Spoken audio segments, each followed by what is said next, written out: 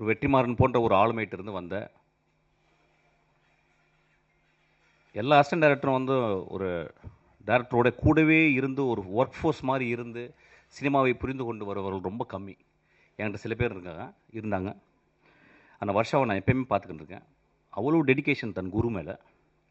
அந்த டெடிகேஷன் எப்படின்னு கேட்டால் வந்து சும்மா ஒரு 2 வருஷம் இருந்துட்டு ஒரு படத்தை கற்றுக்கணும் இல்லாமல் முழுக்க முழுக்க அந்த பெண் அந்த மனிதரை பார்த்து, குருவை பார்த்து நேசித்து, அவன் எப்படி சினிமா செய்கிறான், அவன் எப்படிப்பட்ட சினிமா செய்கிறான் பார்த்து பார்த்து செதுக்கி செதுக்கி வளர்ந்த அந்த ஆளுமை இந்த படத்தினுடைய ட்ரைலரில் தெரியுது. ஆக்சுவலி அதுக்காக அவளுக்கு பெரிய கரகோஷத்தை கொடுக்க நான் கேட்குறேன். நான் ரொம்ப பேசலை, ஏன்னா பஞ்சாயத்தை பற்றி பேசணும் அதுக்கப்புறம். ஸோ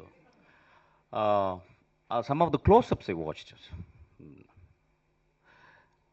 நிறைய பேருக்கு க்ளோஸ்அப்ஸ் வந்து ரொம்ப கஷ்டமான டிவைஸ். மணி சார் சொல்லியிருக்கார் வந்து ஒரு 10-15 இயர்ஸ் இருந்தால் கூட director cannot understand where to keep a closeup அப்படின்றது. தெர் ஆர் பியூட்டிஃபுல் க்ளோஸ்அப்ஸ் அந்த ட்ரைலர்லாம் பார்த்தேன். ரொம்ப ரொம்ப அழகான க்ளோஸ்அப்ஸ். அந்த பாப்பா கண் ரொம்ப அழகாக இருந்துச்சு, ரொம்ப ரொம்ப அழகாக இருந்துச்சு. அந்த படத்தை பார்க்கும்போது தெரிஞ்சுது அது வீர் அடிச்சுக்கிட்டு என்னை மாதிரி தான் நினைக்கிறேன் ஆக்சுவலாக. ஸோ நான் வாழ்த்துறேன். இந்த படம் நிச்சயமாக நல்லாயிருக்கும், எல்லாருக்கும் பிடிக்கும்.